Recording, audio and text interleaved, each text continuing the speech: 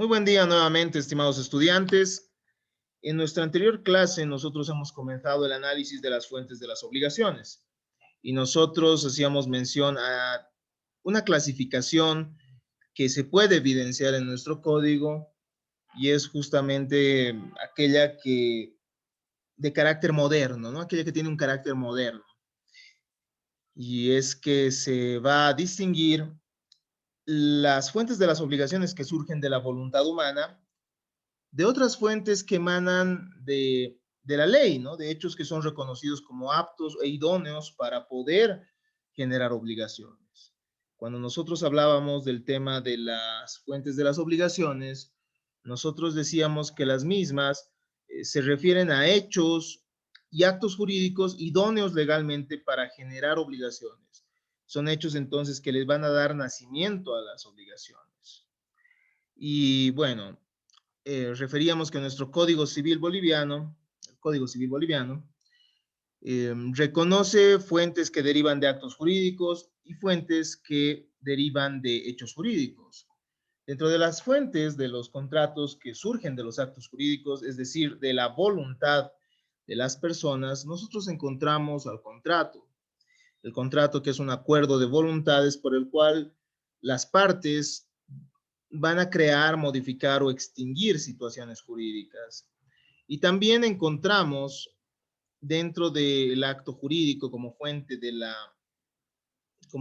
las obligaciones a la declaración unilateral de voluntad, que es lo que hoy día vamos a revisar, ¿no? Y dentro de la declaración unilateral de voluntad nosotros encontramos la promesa de pago, el reconocimiento de deuda, la promesa pública de recompensa y también se ha establecido que el testamento es una forma mediante la cual se pueden generar obligaciones a favor de ciertas personas.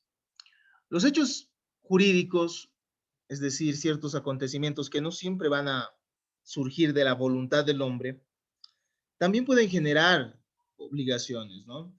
Y nosotros mencionábamos algunas fuentes reconocidas por la ley.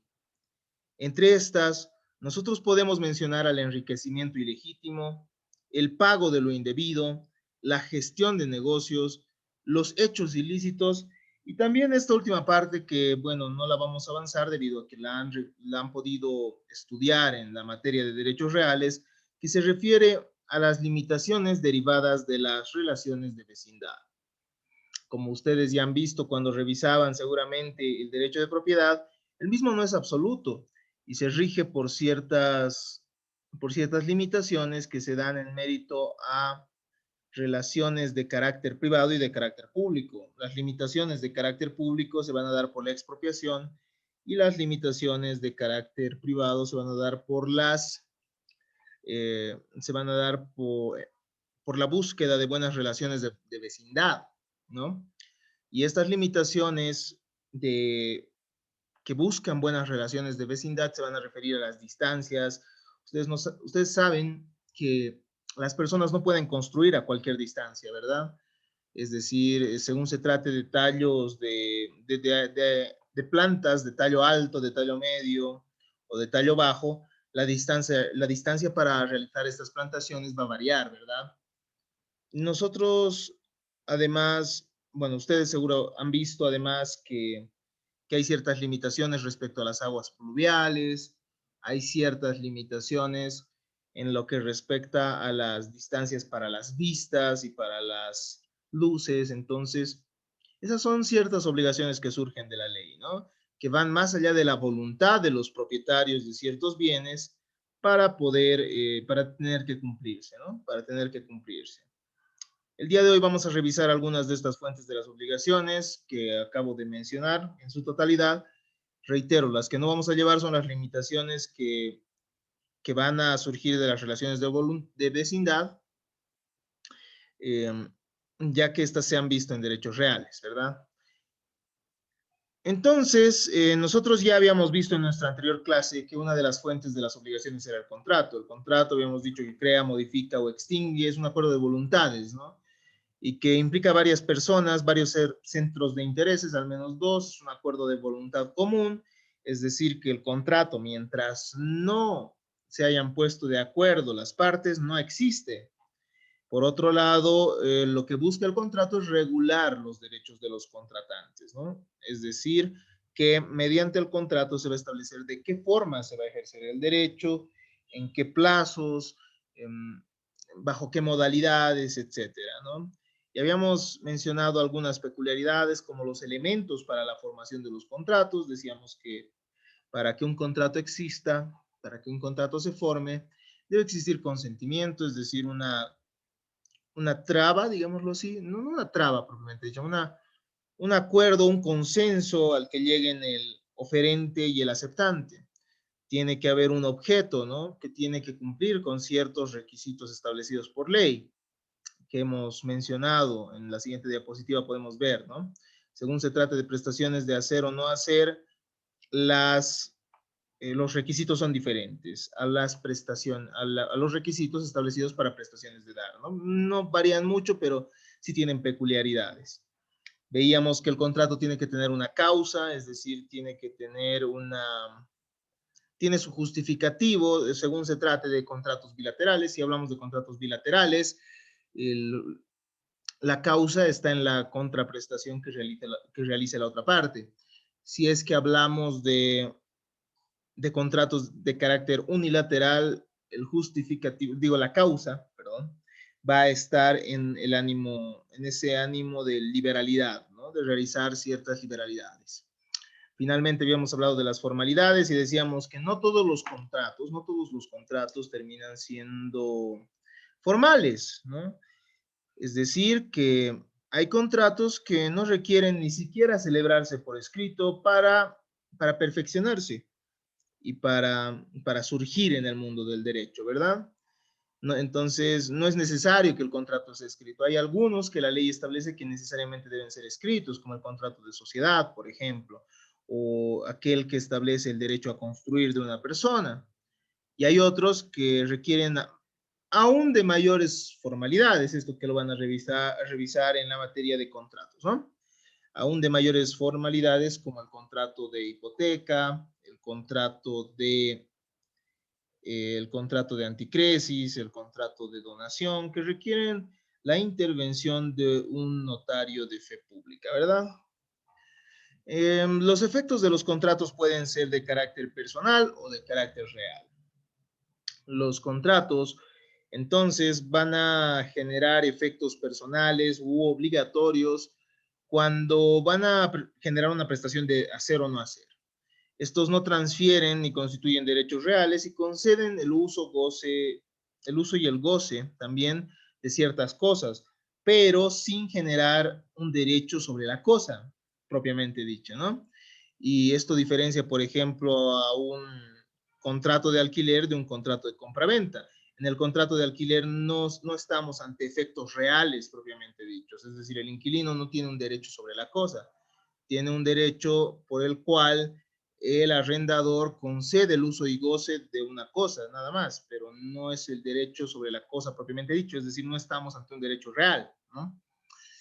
Las obligaciones de hacer y no hacer tienen ciertos requisitos. En primer lugar, tienen que ser posibles jurídica y materialmente. Nadie puede obligarse a lo imposible. Tienen que ser lícitos, es decir, no tienen que ser contrarios a lo establecido por el ordenamiento jurídico. Tienen que ser personales de quien se obliga, pues nadie puede obligarse por otro. Tiene que existir un interés, ser susceptible de valorarse económicamente y tiene que ser determinada esta prestación o determinable, ¿no? Es decir, que nadie puede obligarse a algo indeterminado y además no determinar las prestaciones de manera clara conlleva a problemas de interpretación inclusive, ¿no? Entre las partes. Los contratos además tienen ciertos efectos reales y entre los efectos reales va a estar la transferencia de un determinado derecho real, ¿no? Y ustedes han visto que hay varios derechos reales, el usufructo, la habitación, tenemos además las servidumbres, tenemos derechos reales sobre cosa propia, ¿no? La propiedad, la copropiedad, la propiedad horizontal, tenemos el derecho a construir, el derecho de superficie, tenemos además tenemos la posesión también dentro de los derechos reales, tenemos por otro lado, derechos reales de cosa ajena, ¿no? El uso, el usufructo, la habitación, las servidumbres. Y los derechos reales de garantía, también la hipoteca, la anticresis y la prenda, ¿no? Entonces, implican la transferencia de ciertos derechos sobre un bien. Y estos generan prestaciones de edad, que van a requerir también de ciertos, que van a, que van a tener ciertos requisitos también, ¿no? En primer lugar, el objeto tiene que existir al menos en el futuro. En segundo lugar, tiene que ser determinado o determinable. Además, debe encontrarse dentro del comercio humano y finalmente tiene que ser de propiedad de quien lo transfiere o, bueno, quien lo transfiere tiene que tener derechos para poder realizar esa disposición de los derechos, ¿no? Habíamos hablado de la fuerza de ley de los contratos también en nuestra anterior clase y veíamos que los fundamentos de la fuerza de ley están en el pacta sunt servanda, es decir, que la palabra dada debe ser respetada y cumplida. Tiene también un fundamento económico que se va a dar en la confianza y en el crédito, en la solvencia, ¿no? En la solvencia. Sin la confianza de que la otra persona tiene solvencia, las relaciones económicas se paralizan y no tienen, no van a, pierden aquella dinámica que las caracteriza, ¿no? Y esto podría afectar también en el ámbito social, y el ámbito social se limita con la ausencia de la confianza, por lo cual estos fundamentos de carácter moral, económico y social van a ser la base sobre la cual se encuentra la fuerza de ley de los contratos. Y es que los contratos, si bien no son una ley propiamente dicha, tienen ese efecto entre las partes contratantes, ¿no? Y obviamente, bueno, ya hemos hablado de que estos van a generar obligaciones, ¿no? Son una de las fuentes de las obligaciones. Además, dentro de los actos jurídicos, nosotros encontramos, dentro de los actos jurídicos idóneos para generar obligaciones según lo establecido por la ley, nosotros encontramos la declaración unilateral de voluntad. La declaración unilateral de voluntad es el acto jurídico negocial que crea una obligación a cargo de una persona, con cargo a una persona, perdón, por una sola voluntad. Se ha discutido en la doctrina si efectivamente la declaración unilateral de voluntad sería o no una fuente de las obligaciones, ¿no? La voluntad del deudor podría ser por sí misma una fuente de las obligaciones, podría ser una fuente autónoma de las obligaciones. Si así fuera, no sería trascendente la aceptación del acreedor. Al respecto, tenemos diferentes tesis, ¿no? Una tesis positiva que establece que la voluntad unilateral sí puede ser fuente de las obligaciones. Esta proclama que es posible jurídicamente crear una obligación por la sola voluntad del deudor. Y esto lo justifica en mérito a las siguientes causas, además de otras. Si es que quieren revisar un poco más de este debate, pueden revisar el texto de Llambias, por ejemplo, ¿no? En el cual se establece un catálogo más amplio de los fundamentos por los cuales esta corriente considera que sí la fuente, digo, la declaración unilateral de voluntad sería una fuente de las obligaciones. Esta teoría nos dice que, en primer lugar, existen obligaciones originadas en la sola voluntad del deudor, como los títulos al portador que ustedes han podido estudiar antes, o las promesas públicas, etcétera, ¿no? Hay ciertos títulos, como los títulos valores que ustedes han estudiado en derecho comercial, que implican pues una obligación, es decir, el cumplimiento de cierta entrega de dinero con la sola voluntad del deudor, ¿verdad? Por otro lado, entre las causas, bueno, entre los motivos por los cuales esta corriente considera que la voluntad unilateral puede generar obligaciones, eh, encontramos la siguiente, ¿no? La aceptación del acreedor no es necesaria, nos dice, para el nacimiento de su crédito, pese a hacerlo para que la obligación se forme. Entonces, para que nazca el crédito, para que nazca la obligación, podría bastar, nos dice, la voluntad del deudor. Pero para que se perfeccione la obligación, es necesaria la voluntad del acreedor. Entonces, estamos ante dos momentos diferentes, ¿no? Uno es el del nacimiento y para que nazca basta con la voluntad del deudor. Hay tesis que también rebaten esta perspectiva, ¿no? Y nos dicen, en una sola voluntad no puede, mediante una sola voluntad no puede surgir una obligación. Planiol, Ripert, Trigo Represas nos van a manifestar lo siguiente. Siempre es necesaria la voluntad del acreedor, nos dicen. Para perfeccionar el vínculo obligacional es necesaria entonces la voluntad de este acreedor. Hasta ese momento, nos dicen ellos, no nace la obligación. Entonces, la declaración unilateral de voluntad no sería una fuente propiamente dicha, ¿no? Se requeriría necesariamente de la voluntad del acreedor. En segundo lugar, nos dice, no puede haber una deuda que no corresponda a un crédito. El vínculo obligatorio no queda constituido ni produce efectos mientras no se adhiera con la voluntad del deudor y la aceptación del acreedor.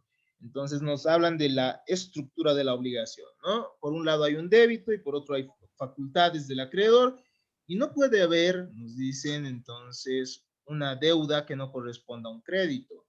Es decir, tiene que haber siempre el derecho por parte de un acreedor para que exista la obligación. Entonces, esta tesis no ha terminado, digo, este debate todavía no ha terminado, estimados estudiantes, y continúa, ¿cómo diríamos? Continúa el debate respecto a si la declaración unilateral de voluntad sería o no una fuente de las obligaciones propiamente dicha. En realidad, lo que nos están diciendo otros autores es que para que la declaración unilateral de voluntad pudiera llegar a ser una fuente de las obligaciones, se requiere de la aceptación del acreedor, por lo cual en realidad estaríamos simplemente ante un contrato, ¿no?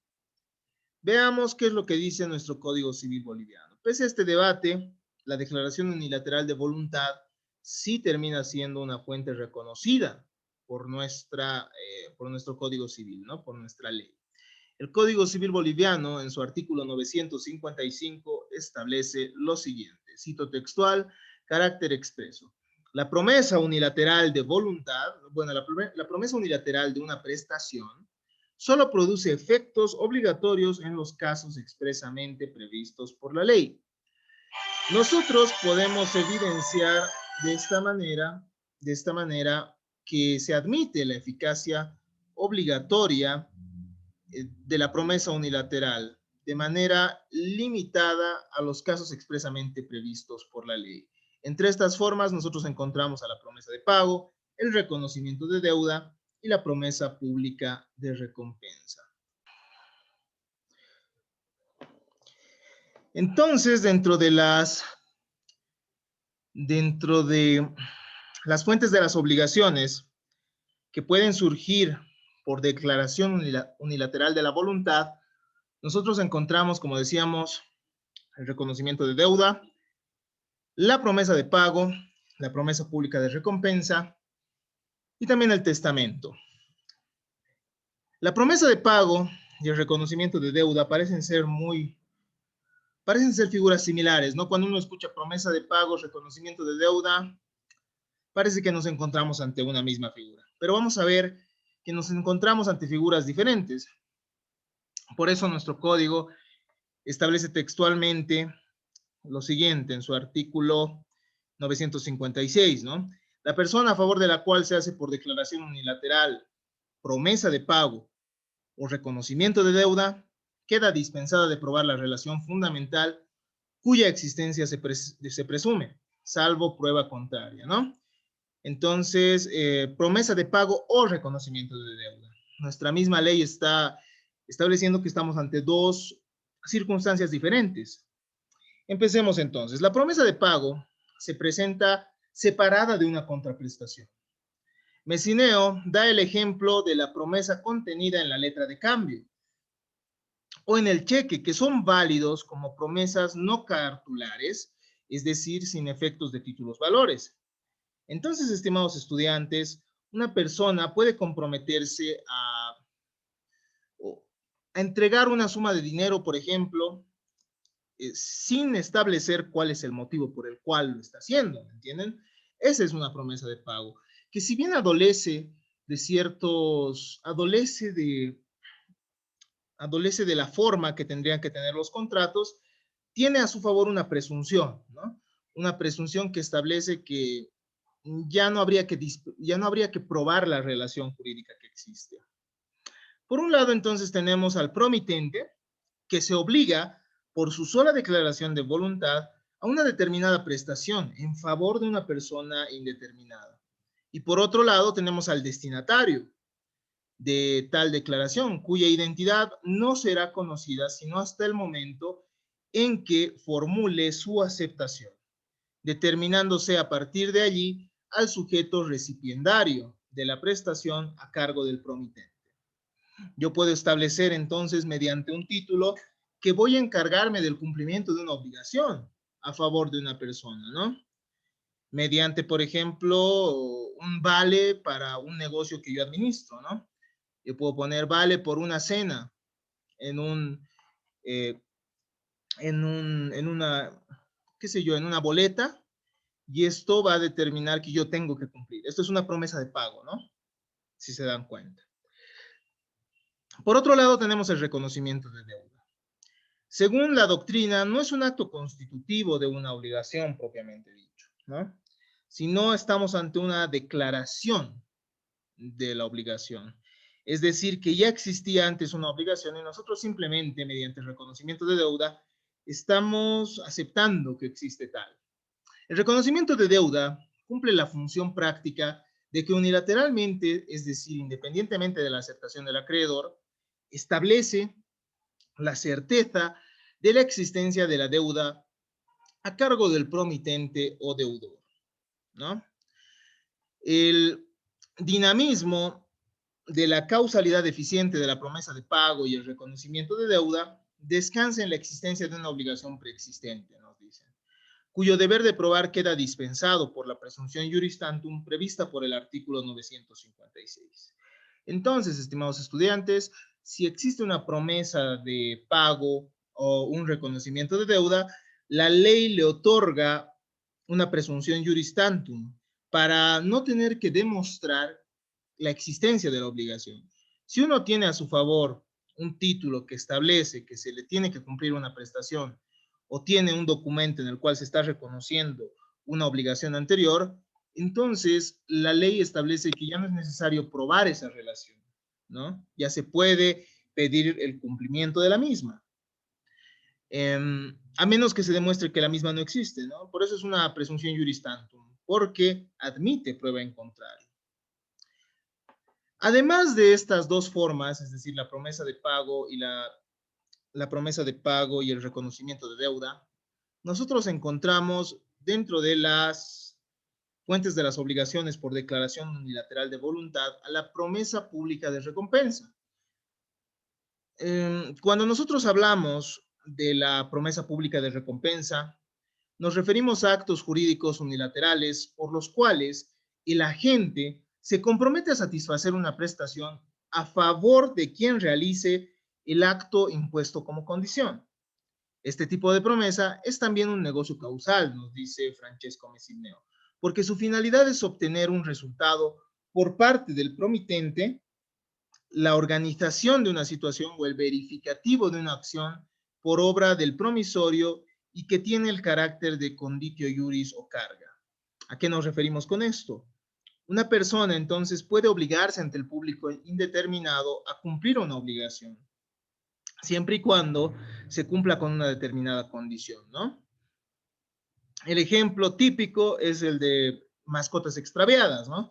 Se extravió mi perrito Firulais, doy como recompensa la suma de $500 o de $1000. Entonces, estamos ante una promesa pública de recompensa. Y esta es una obligación, ¿no? Se encuentra prevista por el artículo 957 de nuestro Código Civil, que establece que quien mediante un anuncio público promete alguna prestación en favor de alguien que ejecute un acto, queda obligado a cumplir lo prometido. Dentro de las características de la promesa pública de recompensa encontramos las siguientes. En primer lugar, hay un sujeto identificado que se ofrece como deudor, generalmente de una suma de dinero.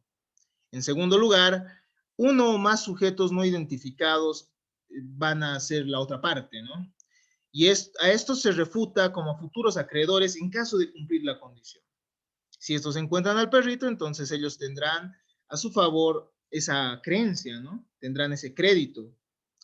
Previsión de un hecho futuro. Esta es la tercera característica, ¿no? La previsión de un hecho futuro a cuya realización se subordina el nacimiento de la obligación.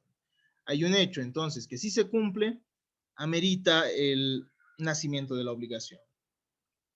Finalmente, debe haber un anuncio público de la promesa por medios de comunicación masiva para incitar al cumplimiento de la obligación. ¿Cuáles son los efectos jurídicos de esta promesa pública de recompensa? Si son varios sujetos los que realizan el acto, es decir, los que cumplen aquella prestación, los que cumplen con la condición, la prestación corresponde al primero que haya puesto en conocimiento de este aspecto al promitente, ¿no? Si es que así, porque en realidad no solo es la pérdida de mascotas, ¿no? O sea, pueden ser varias circunstancias las que ameritan la promesa pública de recompensa. Y si varias personas las han cumplido, entonces, bueno, la primera que da noticia al promitente es la que va a recibir la contraprestación. Pero puede suceder también que varias personas ejecuten en cooperación el cumplimiento de la condición. Y en este caso, estas personas, que son varias, tendrán que designar un representante para que reciba la prestación prometida. Otro aspecto interesante e importante es que no puede revocarse la promesa mientras esté en curso el término fijado por el promitente o el plazo resulte de la finalidad, de la naturaleza o finalidad de la misma, ¿no? Entonces, ¿a qué nos referimos con esto? Si se ha establecido un plazo, es decir, se ofrece $500 durante este lapso de tiempo, no se puede revocar el acto a menos que se cumpla el plazo, ¿no? Y también el plazo va a estar dado por la misma naturaleza de la obligación en otras ocasiones. Finalmente, ¿podría ser revocada? Sí podría ser revocada, pero con justo motivo antes del vencimiento del término. No puede revocarse si el acto se ha ejecutado. Ese es otro aspecto importante. Y finalmente, debe hacerse en la misma forma que la promesa o en forma equivalente. Es decir, que si alguien revoca esa promesa pública de recompensa, tendrá que hacerlo de igual manera mediante los medios de comunicación masiva, ¿no? Espero que hasta acá todo esté claro. Dentro de las fuentes de las obligaciones, nosotros también podemos encontrar al testamento. Y esto lo van a estudiar con mayor detalle en la materia de sucesiones, pero analicemos algunas generalidades. ¿Qué es la sucesión, para empezar? En sentido gramatical, suceder es entrar una persona o cosa en el lugar de otra. Jurídicamente, la sucesión implica continuar el derecho del cual otro era titular. Una transmisión se ha operado. El derecho que pertenecía a uno ha pasado a otra persona. Es inherente al derecho de propiedad. Sin la sucesión mortis causa, solo seríamos usufructuarios vitalicios de los bienes, ¿no? Y no tendríamos mayor derecho, simplemente usaríamos y gozaríamos las cosas en vida y no podríamos transferir esta a nuestros familiares una vez que nosotros fallecemos, ¿verdad? Por lo cual tiene un sentido trascendente, ya que no todo acabaría con la muerte, ya que los derechos persisten más allá de la muerte, ¿no? Este defiende y fortifica a la familia. Cuando ustedes vean la materia de sucesiones, van a ver que hay una figura que se llama la legítima, ¿no? Es decir, hay una porción de nuestro patrimonio que está destinada necesariamente a ciertas personas que tienen un vínculo familiar cercano. Entonces, de esta manera se establece que la sucesión fortifica a la familia y defiende también a la familia, ¿no? Evitando que posteriormente a la muerte del decuyus, estos pudieran quedar en la nada. Es económicamente trascendente, ya que sin la sucesión, el hombre, en vez de productor, se convertiría simplemente en un destructor, ¿no? Uno sabiendo que posteriormente sus bienes no van a pasar a su familia, sencillamente destruiría sus cosas y ya, ¿no? Entonces, la sucesión resulta siendo trascendente. Una vez que las personas fallecen, el patrimonio de las mismas se transfiere a favor de sus herederos, ¿no? Y los herederos pueden ser de dos tipos, como vamos a ver en un momento. Pero antes de hablar sobre las clases de sucesión, veamos cuáles son los momentos que se dan dentro de la sucesión. En primer lugar, se da la apertura de la sucesión.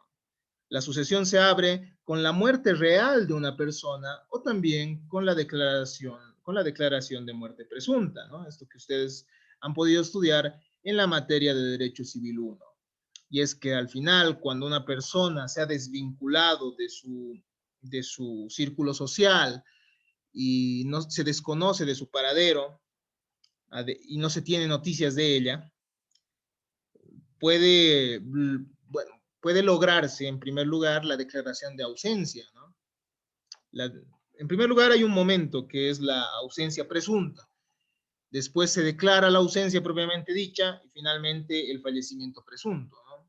Esto en un primer momento con la finalidad de proteger los bienes del ausente y después con la finalidad también de proteger los derechos sucesorios, se declara el fallecimiento presunto, ya que hay personas que van a tener derechos en mérito a como consecuencia de ese fallecimiento, ¿no? Entonces, la sucesión se abre de estas dos maneras, ¿no? Posteriormente viene la etapa de la vocación. Una vez que una persona ha fallecido o ha sido declarada como fallecida, se procede al llamamiento a quienes podrían tener derecho sucesorio. Todo esto surge de, todos estos cuatro pasos que ustedes ven, surgen en el mismo instante, ¿no? Pero hay que reconocerlos. Se llama entonces a todos aquellos que pudieran tener derechos sucesorios, es decir, aquellos herederos testamentarios, aquellos herederos forzosos que están establecidos por ley también. Y viene la delación posteriormente. Es decir, una vez que se llama a los sucesores, la herencia se ofrece a estas personas. Y finalmente, una vez que acontece esta delación, opera la adquisición. Y esta va a suceder desde el momento en que se abre la sucesión, ¿no? Para todos aquellos que acepten esa sucesión. Porque en la delación existe esa posibilidad, ¿no? De aceptar o sencillamente rechazar la herencia. Hay diferentes tipos de sucesiones, ¿no? Diferentes clases de sucesiones, entre las cuales encontramos la sucesión legal, es decir, aquella diferida a los parientes más próximos de acuerdo al orden establecido por ley. La ley, según el grado de parentesco, entonces, va a establecer que ciertas personas van a tener o forzosamente, derechos sucesorios sobre el patrimonio del decujus, ¿no? Decujus es aquel que ha fallecido y sobre el cual se va a aperturar la sucesión. La sucesión también puede ser testamentaria, basada en la voluntad del difunto contenida en el testamento, ¿no? Hay una última declaración de voluntad también, y la ley permite que una parte de nuestra propiedad sea dispuesta mediante el testamento, se pueda disponer sin necesidad de, bueno, sin que pueda vulnerarse la legítima de los herederos forzosos, ¿no? Hay una porción de libre disponibilidad que tenemos. Y hay otra porción que, claro está destinada a los herederos forzosos, hijos, esposa, etc. Eso ya lo van a analizar con detalle en la materia de Derecho Civil Sucesiones, ¿no? Pero a lo que nos interesa, ¿no? A lo más importante, a lo que tiene relación con nuestra materia. El testamento también puede constituir una fuente de las obligaciones, según la doctrina, ¿no? Es un acto jurídico unilateral. ¿Qué es el testamento? Es un acto jurídico unilateral y solemne, esencialmente revocable, cuyo objeto es dar a conocer la voluntad de su autor, para después de su muerte y dentro de los límites que la ley señala, tanto desde el punto de vista extrapatrimonial como económico. Muchas veces, entonces, en el testamento no solo va a tener efectos patrimoniales, sino también va a tener ciertas disposiciones extrapatrimoniales, ¿no? Va a establecer, bueno, qué tipos de cuidados tienen que realizar los herederos, etcétera. Pero tiene también efectos patrimoniales. Se ha creído ver en los legados testamentarios, en cuanto a obligaciones impuestas por el testador a sus herederos, una muestra de eficiencia causal de la voluntad unilateral. Entonces, la doctrina manifiesta que la herencia, mediante el testamento, perdón, se puede instituir o se puede establecer ciertas obligaciones. Veamos de qué manera, ¿no? El artículo 1112, parágrafo 1 de nuestro Código Civil, establece lo siguiente, textualmente. Por un acto revocable de última voluntad, una persona capaz puede declarar obligaciones o disponer de sus bienes y derechos en todo o en parte, dentro de lo permitido por la ley, para que ese acto tenga efecto después de su muerte. La parte no dispuesta se sujeta a las reglas de la sucesión legal si hubiere lugar, ¿no? Entonces, puede declarar obligaciones, nos establece textualmente el artículo, de lo que se evidencia que puede transmitirse obligaciones. Sin embargo, no cabe decir que la causa fuente de la obligación sea la declaración unilateral de voluntad del testador, porque dicha obligación no se perfecciona cuando el legatario, es decir, a favor de quien se instituye el crédito, la rechaza, ¿no? Mediante un testamento, entonces, el de cujus puede establecer que una persona que le debía dinero a él le pague a otra persona, ¿me entienden? Entonces, de esa manera se establecería la obligación mediante un testamento. También puede darse entonces el legado de crédito previsto por el artículo 1203 del Código Civil. El legado de crédito supone que el testador transmite por el legado al legatario un crédito que aquel tiene en contra de un tercero, lo que convierte al legatario en cesionario de un crédito y por tanto subrogado en todas las facultades y derechos que le corresponden al cedente, o sea, al testador. Mediante el testamento, entonces, yo puedo establecer que alguien pueda tener un crédito del cual yo tenía derecho, ¿no? Sobre el cual yo tenía derecho, con las mismas, con los mismos créditos, digo, con las mismas garantías inclusive, ¿no? Es de esta manera que el testamento puede considerarse una fuente de las obligaciones, pero reitero, no es solo la declaración unilateral de voluntad la que generaría. Se discute esto, se dice el testamento no es una declaración de una sola persona que genera la obligación. ¿Por qué? Porque la persona a favor de quien se instituye esta obligación, este crédito, también puede rechazarlo. Puede rechazar este crédito que tiene a su favor y de esta manera entonces nosotros no nos encontraríamos ante una declaración unilateral propiamente dicha, ¿no? De esta manera entonces hemos podido concluir esta parte del acto jurídico como fuente de las obligaciones, ¿no? Entonces hemos visto que la voluntad de las personas puede generar obligaciones, sea de manera, sea mediante el consentimiento, es decir, con la formación del consentimiento, no solo con una voluntad, sino con varias voluntades que concurren, esto en el contrato, o puede ser también mediante una declaración unilateral de voluntad, mediante la promesa de pago, mediante el reconocimiento de deuda o mediante la promesa pública de recompensa, ¿no? También hemos visto que el testamento puede generar obligaciones y es una declaración última de voluntad que va a realizar el testador. Obviamente se discute por la doctrina si efectivamente podría o no ser la declaración unilateral una fuente de las obligaciones, ya que dice un momento, en realidad tiene que haber siempre un crédito. Entonces, para que se perfeccione la obligación, tiene que haber al menos dos voluntades. De igual manera, hemos visto que en el testamento se refiere a algo similar, ¿no? Dentro de las fuentes de las obligaciones, además, nosotros encontramos fuentes derivadas de hechos jurídicos, es decir, ciertas fuentes que no necesariamente surgen de la voluntad de las personas, sino que la ley va a establecerle como consecuencia jurídica el surgimiento de obligaciones. Dentro de estas encontramos al enriquecimiento ilegítimo, el pago de lo indebido, la gestión de negocios y los hechos ilícitos. Empecemos con una noción de lo que es el enriquecimiento ilegítimo para desarrollarlo mejor en nuestra siguiente clase. En las relaciones jurídicas de los particulares sucede que a veces un patrimonio se enriquece en desmedro de otro. Algunas veces este patrimonio se enriquece con licitud, como en ciertos contratos. Otras veces acontece de modo ilícito que no sustenta la validez del enriquecimiento. También puede darse mediante hechos de la naturaleza, por ejemplo, la aluvión, ustedes han visto, ¿no? En la accesión veían la aluvión y la avulsión, mediante la cual ciertas porciones de tierra pasan de una propiedad a otra, ¿verdad? Entonces aquí habría un enriquecimiento, pero nadie puede enriquecerse a costa de otro, ¿no?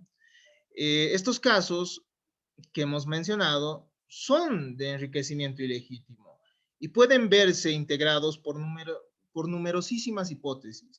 Es decir, una persona puede enriquecerse a costa de otra de diferentes maneras, ¿no? De diferentes maneras. Por lo cual, es importante que la ley reconozca mecanismos para la repetición, para la restitución de esos montos por los cuales una persona se ha enriquecido a costa de otra, ¿no? También es denominado enriquecimiento sin causa, enriquecimiento injusto, ilícito, ilegal o sin causa legítima.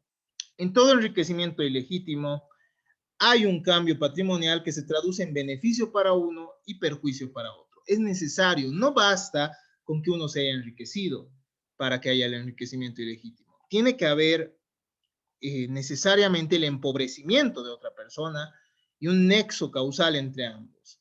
El ordenamiento jurídico de por sí, estimados estudiantes, no va a evitar el enriquecimiento de esta manera, pero va a proveer los medios para impedir que ese estatus se consolide, es decir, para que una persona no pueda consolidar ese enriquecimiento que ha tenido, acordando a favor del empobrecido una acción de naturaleza restitutoria, es decir, la acción de in reverso, ¿no? Vamos a ver eso en un momento.